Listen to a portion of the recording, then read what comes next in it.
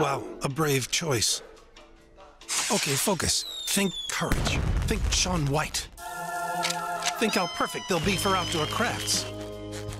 Mr. White. They're good for circulation.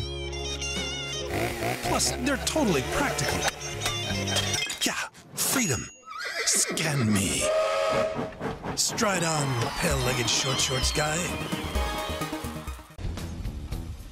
Kobe Bryant leads the NBA in scoring so far this season, putting up nearly 30 points a night for the Lakers. One of the great scorers in league history, obviously. Kobe's averaged at least 22 points a game for 14 straight seasons, including this one.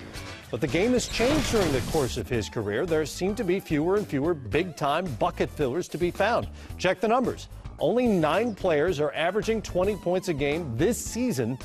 There were 3 times as many just 5 seasons ago. And go back 30 years, there were more 20-point scorers than there were teams in the league.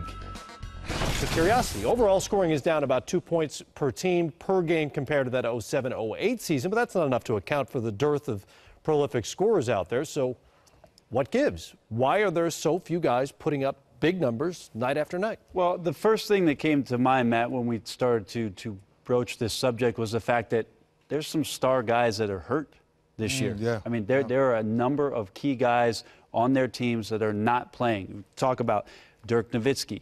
Talk about Danny Granger, who a lot of people maybe don't realize 3 times in his career he averaged over 20 points a game.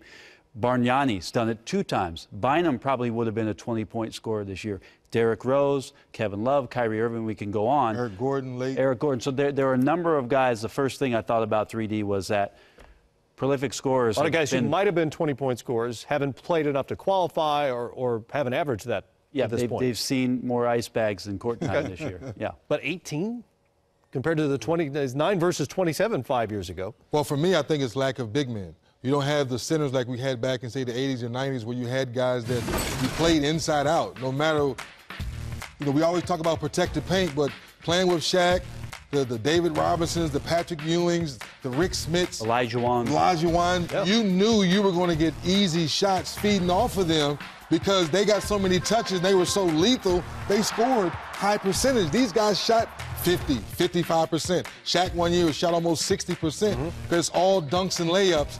I think we're missing these kind of guys, Matt. Well, they also got free throw attempts, too. Right. The game was physical down low, so they had an opportunity to get to the free throw line and score. Shaq, not so much. Not so much Shaq, right. But you got to the free throw line, you had opportunities, yes. Opportunities to get more points as a big man. One of the other things I think, Matt, is for some reason it's been a pervasive argument over the past 6 or 7 years about resting your players and all this verbiage about we want our guys to be healthy and we want our guys to be ready for the postseason. And I remember growing up, and I grew up around the game, that it just didn't remember conversations about Michael Jordan or Doug Collins coaching Michael Jordan and saying, well, we're going to rest Michael. We got 4 games in 5 nights, and we're going to look at the month of January. We're playing 17 games in those 30 days, so we're going to look to rest him.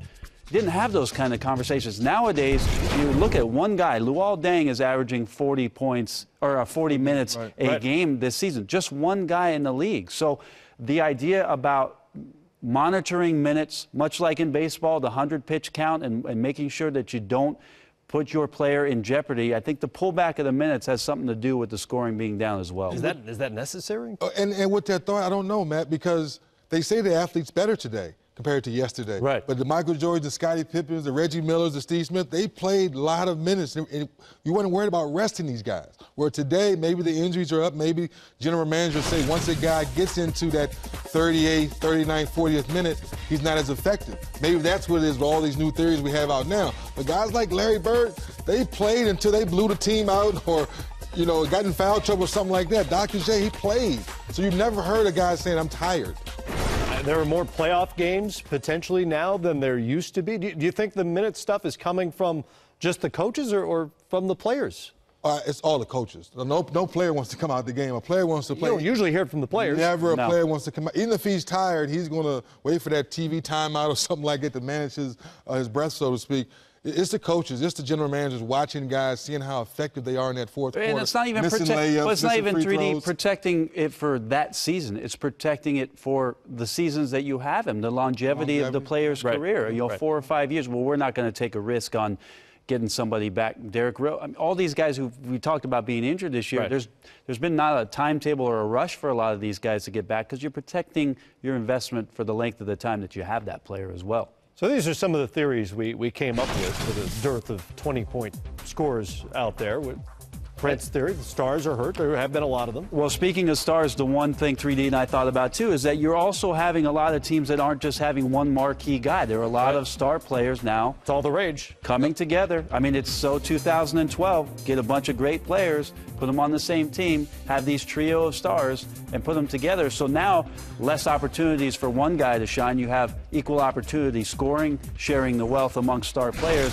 So maybe you don't have as many guys putting up the 20-point mark. Does defense have anything to do with it? I mean, you know, over generations, we hear so much about how much more sophisticated defenses are. I would say no, because our great players still score. Yeah. Regardless of every night you're trying to slow down Kevin Durant, he's still getting 30. Kobe, you're trying to slow him down, he's still getting his numbers. Still number one on the scouting report, those guys. Still number one. That's why our all-stars are the great players, because every night, to your point earlier, that's the number one goal, to try to stop them. Most nights you don't. I would say yes, defensive strategy does have a way to impact the overall scoring in the NBA, where you can take a team and take them off of places where they have their advantages. I mean, so much talk about the corner three-point shot, having teams take long contested twos. But for 3D's point about the best scorers in our league, good D can beat good, or a good offense will beat good defense anytime in our league. That's the way this game is set up. Yep.